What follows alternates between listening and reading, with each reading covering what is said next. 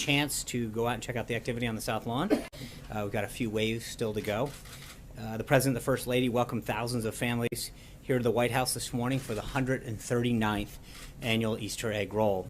When it's all said and done, we'll have had thousands of guests, including many active duty military, veterans' families, children from local schools, patients from local children's hospitals, all here to share in this historic event.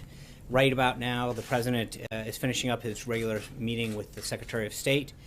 The Vice President, of course, is currently on a 10-day trip visiting South Korea, Japan, Indonesia, and Australia. While in South Korea, the Vice President participated in an Easter church service with both American and South Korean service members and their families, and has been holding bilateral meetings with representatives of the South Korean government. The Vice President is delivering a message to the people of the Republic of Korea on behalf of the President that even in these troubled times, the United States stands with them for a free and secure future. Under President Trump, our ironclad alliance will be even stronger. Our nations will be safer, and the Asia-Pacific region will be more secure. From South Korea, the Vice President will head to Japan. I'll continue to provide updates as they warrant during the Vice President's trip throughout the rest of the week. Looking ahead, tomorrow the President heads to Wisconsin, where he'll talk about his Buy America, Hire America agenda at Snap-on Tools in Kenosha, Wisconsin. For those of you who aren't aware, Snap-on is a prime example of a company that builds American-made tools with American workers for U.S. taxpayers. We'll be having a background briefing here in this room later this afternoon with senior administration officials regarding the details of the trip. Further guidance should be coming out in your inboxes momentarily. On Wednesday, the President will sign the Veterans Choice Program Extension and Improvement Act. The President is proud to sign this legislation, which passed unanimously by the Senate earlier this month. The bill ensures that veterans have certainty and continuity of care while this administration works with Congress to develop a plan that reforms the VA system and gives our nation's heroes the care that they deserve. He'll also host the New England Patriots this Wednesday to congratulate them on their 5th Super Bowl win. And on Thursday, the Prime Minister of Italy will be here for an official visit. With that, I'll kick it off to the birthday boy, Mr. Jim Acosta. I'll take it. Thank you, Sean. Does the President have a red line when it comes to North Korea that if they cross it, they will bring about some kind of military response from the U.S.? I think what we talked about, the use of red lines in the past with respect to Syria, the President's made that drawing red lines hasn't really worked in the past. He holds his cards close to the vest, and I think you're not going to see him telegraphing how he's going to respond to any military or other situation going forward. That's just something that he believes has not served us well in the past. We did this with Mosul. We start to talk about what the action will be months in advance, and it really gives the intended recipient of action a heads up as to what's going on. So I don't think that you're going to see the President drawing red lines in the sand, but I think that the action that he took in Syria shows that when appropriate, this President will take decisive action. So let me just to follow up on that.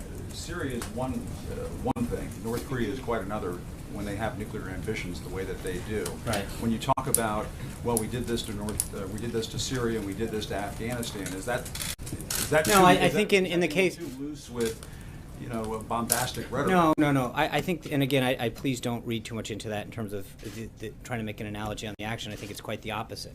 But I think with respect to North Korea in particular, the President had a really good meeting with President Xi down at Mar-a-Lago, where I think he's spoken extensively about the relationship that they made down there, and that they continue to work to improve. And the results of that are paying off. I think you see China playing a much more active role with respect to North Korea, both politically and economically. That they can continue to apply pressure to achieve results, and I think we're going to continue to urge China to exhibit its influence in the region to get better results. But North Korea did launch that missile. I understand that, and it failed. We're well aware of what's going on. We monitored that situation. The President was kept up to date, as you know. But I think that we're going to continue to work with China in particular to help find a way forward on this. John. Thanks a lot, Sean. The President, as you just mentioned, has spoken about this relationship that he's developed with President Xi, and how President Xi would be leaning on the North Korean government to prevent the kind of attempted missile launches like we saw over the weekend. It seems as if that effort in terms of leaning on North Korea did not work. In addition to that, the vice foreign minister of North Korea said to the BBC today that North Korea will test its missiles on a weekly, a monthly, and a yearly basis. So my question is, what kind of pressure is China putting on North Korea? Well, again, I think this goes back to the nut of what Jim was asking, which is I think for us to telegraph what we're going to do or what we're going to ask others to do would not be a smart strategy to lay it out on public. But I think that if you realize, for example, on the economic side of things, China is the #1 importer of North Korean coal.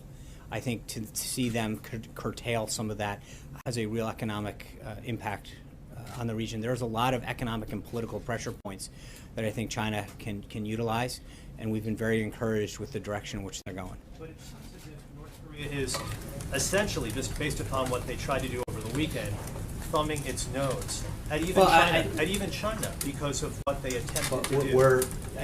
I understand the question. I think we're just not there yet. We've got a lot of tools left and a lot of conversations that are ongoing, but let's not get ahead of ourselves. I think we've had a very productive direction that we've seen China move in, and I think there's an agreement, I think, by everyone so far that a nuclear capable North Korea is not in anybody's best interest, and I think we're going to continue to work with the Chinese in particular on this case. Caitlin. What was their review of the White House visitor logs? What was the extent of that review? I'm sorry, what was the extent of their review of the White House visitor logs? What made you change your mind to not continue releasing them? I think, as was noted on Friday, we're following the same policy that every administration from the beginning of time has used with respect to visitors log. We will comply with both the Federal Records Act and the Presidential Records Act as stated by law. Well, why does the president object to people knowing who is coming in the White House? Well, it's not a question of objecting. It's about following the law. We're following the law as both the Presidential Records Act and the Federal Records Act prescribe it. So it's the same policy that every administration had up until the Obama administration, and frankly, the faux attempt that the Obama administration put out where they would scrub who they didn't want put out didn't serve anyone well. The president wants to make sure that people can come in the same way they can go to a member of Congress's office, provide information and details, and there's people who want to be able to come have that conversation with members of the administration the same way that they would do with members of Congress, go into their office. Why didn't he take this opportunity to one-up the transparency game? If Because Obama is so because bad I think I'm trying to explain that to you. I think that we recognize that there's a privacy aspect to allowing citizens to come express their views, and that's why we maintain the same policy that every other administration did coming up here prior to the last one. And the last one, frankly, was a faux level of doing that, because when you go through and you scrub everyone's name out that you don't want everyone to know, that really is not an honest attempt at doing it. We're going to follow the law the way that every administration has followed up until the last one. Zeke. Hey, Sean. Following on Caitlin's question, the rationale given Friday for the business log's reversal was that for both national security and privacy concerns, both of those were clear exemptions in the Obama administration policy, which led to that scrubbing that you described. So why exactly the reversal? You seem to be describing maybe a third rationale that you're giving. No, I think I just touched on privacy. That people have a right. The Obama administration had that exception to their business law. But I think the problem, Zeke, is that we don't know what the I mean, they said what it was, but you don't know who got left off and who didn't. They chose to not put people out for whatever reason, and they gave an excuse, and no one questioned it. So the question is, but I think the bottom line is, as I said to Caitlin, is that we're going to have the same policy that every president has had through time. And comply with the law on both fronts. I think, but again, you remember, it's interesting that we're following basically the same thing that members of Congress follow. You go and you meet with a member of Congress right now. That there's an option for people to be able to go and express their opinion if they want to make it public. Who's meeting with them? And in a lot of cases, we do. We bring in you guys to probably a greater extent than has happened before in terms of pool spray. We list participant lists. But I think there's an opportunity sometimes for the American people who want to come and have a conversation and not become, and be able to share their view. So again, but remember, this is the same policy that every president and every administration has followed. I'll grant you that, but Thank you. This president entered office running a campaign saying he was going to drain the swamp. So under this existing policy, a lobbyist, the president has decried, on the campaign trail and stop a Washington insider, members of, of the swamp can walk into the White House, and there is no recourse to the public to hold the president to account. I think you guys, the visitor logs to all the White House components, OMB, the Council of Economic Quality, U.S. Trade Representative, Office of Science and Technology. What I'm saying is all of those are subject to the Federal Records Act. We're complying with all that, and we're complying with the Presidential Records Act. My point is that, look, this is the policy that's existed from the beginning of time since they were kept, and through the last one. And the last one was a faux attempt at that. Again, it's not really being transparent when you scrub out the names of the people that you don't want anyone to know were here. And so I think that we've made a decision to stay in line with the law and follow the same procedures that everyone else has maintained. Trey. Thanks, Sean. On North Korea, is the president prepared to act alone, or does he feel that Congress should be somehow involved in the process if any decision that includes the use of force is made? I think he's going to utilize the powers under the Article 2 of the Constitution. I think what you saw with respect to the action that he had with Syria, he made sure that members of Congress were notified of his action in a very, very short amount of time. We're going to continue to seek their input on the policy overall, and then make sure that they're notified. We'll do that. But I think the bigger consultation issue is what we do with the larger world community and have that dialogue, as I've mentioned earlier, to make sure that every country that can is putting the appropriate level of economic and political pressure on North Korea to act in a way that helps us. Amen. Thanks, Sean. With tax filing day coming up, is the president going to release his 2016 tax returns, given that we can assume maybe that those are not themselves under audit, which is the No, you reason he's can't. given for no? Yeah, they are. I think it's been covered before. It's the same thing that was discussed during the campaign trail. The president is under audit. It's a routine one. It continues. And I think that the American public know clearly where he stands. This was something that he made very clear during the election cycle. Excuse me. And hold on. And so the one time that it was done, I think the people understand, how successful the president's been and how much he's paid in taxes. So, but it's the same. We're under the same audit that existed, and so nothing has changed. As you know, the IRS never comments on individual taxpayer Right. information. This obviously is an extraordinary case involving the President of the United States. The President could authorize the IRS, presumably, to go ahead and confirm that he's under audit and to give us some details about that audit. What years, how long this is expected to take, et cetera. Will the President authorize the IRS to confirm that I he think is the in fact president's under view audit? on this has been very clear from the campaign, and the American people understood it when they elected him in November. Hallie. Thank you. Always looking out for me, John Roberts. Political leaders in Hawaii are reviewing plans for emergency plans in case they are attacked. Does the president believe that the level of tension between the United States and North Korea is at the point where we should start reviewing emergency attack plans? So just to be clear, and again, I'm not going to get into, I would just tell you that there are military contingency plans for almost every scenario in a numerous aspects around the world, here at home, everything from humanitarian relief to refugee crises to attacks. That is standard military procedure to have those kind of things. So to make that in any way, shape, or form sound new would be a mistake. It is a standard operating procedure of the military to plan for contingencies in a number of operations in a number of hotspots throughout the world on a regular basis. And with respect to Korea in particular, that's been going on for decades. I'm just wondering, how high does the president view the threat level from North Korea? Again, I think the president's made clear we're aware of the activities that they've engaged in, and we're monitoring them, and the national security team continues to keep them up to date. Just one more on that topic. One of the reasons why successive administrations has chosen to negotiate with the leaders of North Korea is because it's believed that there are no good military options to deal with.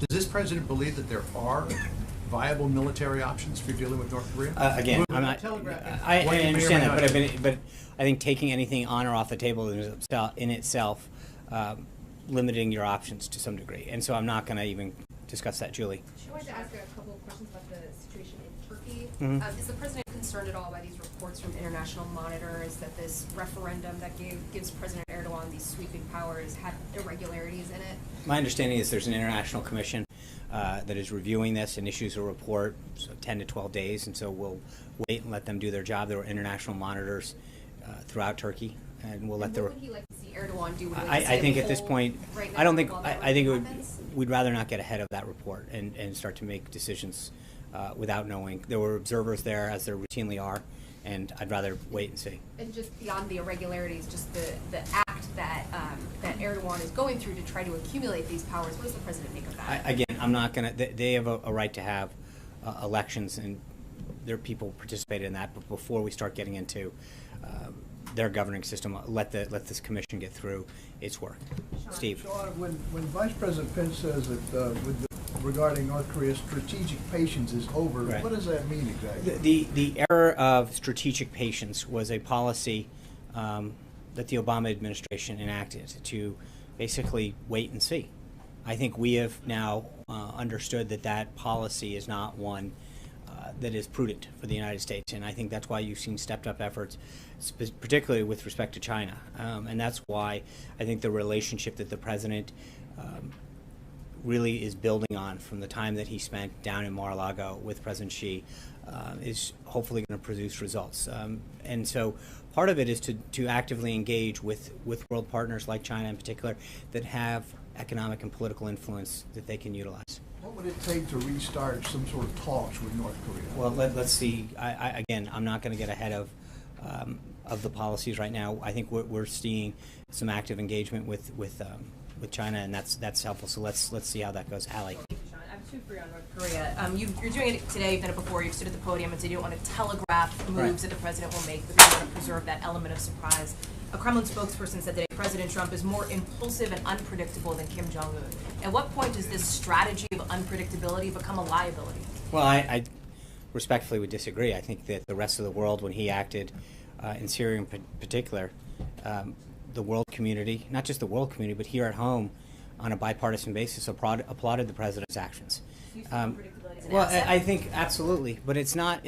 I think that you have to look at the flip. I mean, I talked about it a minute ago. When you look at some of the actions that we've taken in the past, Mosul being a good example, where we leaned in and started to explain what we're going to do and when we're going to do it, that takes a huge element off the table of not only surprise but achieving the effect that you're trying to do.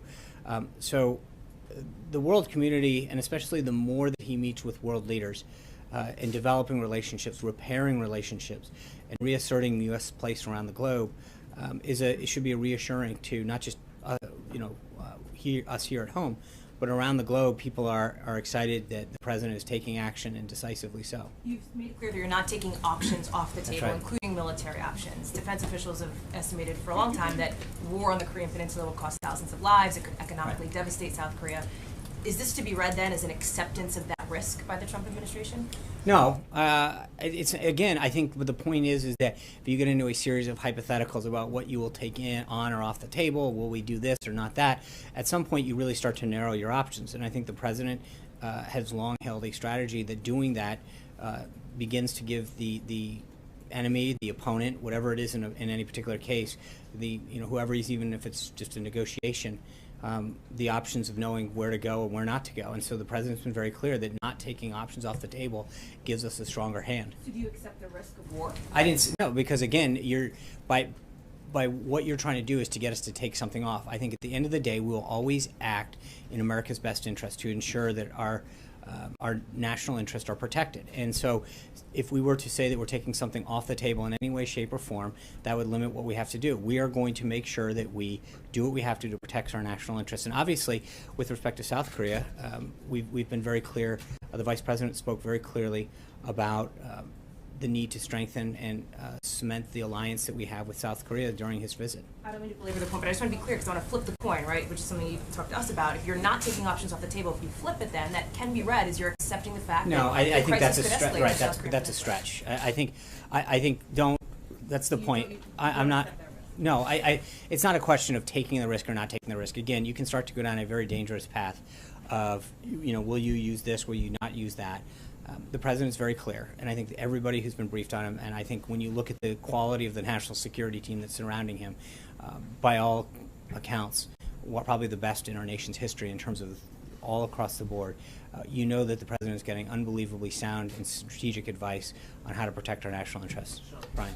Last week you dismissed, I think it was when Hallie asked the question, you dismissed North Korea and said it isn't a threat if you can't go through with it. So what changed? What's our goal in North Korea? What's the strategy? And what's your response to the critics who say that this is just blue smoke and mirrors to hide some of the problems on the White House staff and some of the failing domestic social agenda? I don't think there's anybody in the world who would not believe that North Korea's actions are both provocative and a concern. So the actions that we're taking are extremely they're appropriate and justified. What we're doing is working with the world community, and as I've mentioned multiple times today, especially China, which is really acting in a historic way to ensure that our national interests and the safety of the peninsula is protected. So what about the follow-up there is what about the criticism from people on the Hill who say you're just hiding a domestic agenda that isn't working? I've never heard that. I haven't heard that criticism. Well, actually, I have. Okay, well, then we travel in different circles. But I don't think that there's anybody who honestly believes that after seeing the launches that they're taking and the work that they're undertaking, that any attempt to protect our country and our national interests is anything other than the right and justified thing to do. Francesca. Thank you, Sean. This morning in an interview, you referred to the missile launch as an unsuccessful military attack. That contradicts what other White House officials have said. It was an unsuccessful launch. Okay, so you just misspoke in the Fox and Friends interview. There's no specific evidence that this was some sort of No, an attack. it was an unsuccessful missile launch. Okay, thank you. You're welcome. Glenn. Sean, you talked about the end of strategic patience, two questions, in the context of attempting to expand China's role in pressuring North Korea. Do you believe China has the power to change North Korea's behavior if they choose to do so? And then a follow-up. That's a good question. I think they can definitely try. There's economic and political points that they could be pushing. Whether or not they achieve that outcome is yet to be seen. But I think that there's a lot of influence that they could exhibit in both of those areas, and we'll have to see. And that's, but it's clearly the prudent thing for the president to do to try to build that relationship with President Xi and see if we could achieve an outcome that's in all of our best interests. Jonathan. How concerned are you that the uptick in the language, the bellicosity, tweets could potentially provoke unintentionally military action? I mean, is there a concern that a lot of the words that are being thrown around could have an unforeseen impact? Just explain to me, from the president's thinking, how concerned he is of the risk of an unintentional conflict. I don't think that that's there. I think we're taking all the appropriate and prudent steps. Jonathan. I've got a question on North Korea and China, but first a follow-up on the tax question. You've been asked about this obviously 1,000 times. Thank you. You always talk about, well, under audit, the president says under audit. Is it time just to say once and for all, the president is never going to release his tax returns? We'll have to get back to you on that. You want, really? Really? So he may. No, I said I'd have to get back to you on that. I think that he is still under audit. The statement still stands. And on North Korea, you said that China's playing an active role, you said an historic role right now in pressuring the North Koreans. What are they doing? Well, again, I think that when you look at both the economic front, coal in particular, that is North Korea's #1 export. I think that they have taken some very helpful economic actions and exhibited positive signs on the diplomatic front as well. But again, this is something that is an ongoing conversation built on the relationship that the president established with President Xi. And I think that, as the president has noted before, we'll have to see. But it is encouraging the signs that China is showing. And the president suggested there was a quid pro quo in terms of not declaring China a currency manipulator because they were helping or going to help with North Korea. So if China does not adequately put pressure on North Korea, is he going to go back and declare them a currency manipulator? Yeah, so there's a couple things on that. Number one, they haven't been manipulating their currency since he's been in office. That's a fact. Number two is I think the president's tweet said clearly to do so at this time would not be prudent. It's not a quid pro quo. It's just saying that in the middle of them taking very positive signs to help us address the situation in North Korea. That to label them a currency manipulator, I don't think would be very productive in achieving a very, very important national strategic objective. Okay. Sean, on both the taxes and on the visitor logs, there are now ethics experts on both sides of the aisle who say this is the least transparent administration in decades. How do you respond? Well, I think that we've taken several steps to allow people's access to this White House in terms of, in particular, the press. We hold regular pool sprays where we bring people in, we release participant lists. We give press the opportunity to come into the room, see everybody who's there, hear part of the discussion. So I would respectfully disagree with that. Abby? Sean, there's a new Gallup poll out today showing that 45% of Americans don't believe that the president will keep, only 45% believe he'll keep his promises. That's down 17% since early February. Given some of his reversals, especially in the last week, does he risk being seen as a flip-flopper? I don't think so. You know, I mentioned it on the currency, on NATO. We talked about this last week. The question in my mind is looking at the issue and seeing, and I mentioned NATO, I think Matt asked it last week, where there are certain things, and again on NATO, if you go back to, I think it was September 29th of last year, he was talking very specifically about some of the moves that he was seeing NATO make in a positive direction, and already at that point encouraging them. In the case of China, they aren't, since he's been in office, manipulating their currency. The Treasury did issue a report on Friday that put them on a watch list with a number of other countries. So I know that it's easy to just take an issue and say, well, he's not, you know, make it seem very black and white. But on these particular issues, you can see that there's movement to the president's position. I would argue that he's achieving a lot of results on the issues that he talked to the American people about. When you talk about the big issues that he promised the American people, in terms of immigration, you see immigration's down 60% at the border. On jobs are coming back over and over again. You're seeing companies talk about new job creation here, new manufacturing here. The executive orders that he's signing are all consistent with the promises that he made to the American people on the campaign trail. And I think on issue after issue, whether it's immigration, job creation, national security, the president made very clear promises to the American people that on, you know, over and over again, he's achieving great success on. And so I would argue that we're going to continue to see the president not only keep his word, but be rewarded by the American people on that front. On a separate issue about the president's continued travel to Mar-a-Lago or any other place where he's conducting official business, does the White House believe that those other locations should be treated like this building in the sense that you guys will be transparent about who he's meeting with and what kind of official business he's conducting while he's there? Is that a commitment that you all are willing to make? I think we've been fairly consistent with reading out who he's meeting with and what he's done, providing the pool access to his whereabouts and what he's doing. I think we generally do. Obviously, the president has, you know, time to spend with family, and he makes phone calls. We generally provide readouts of those phone calls with foreign leaders, whether he's here or in Florida.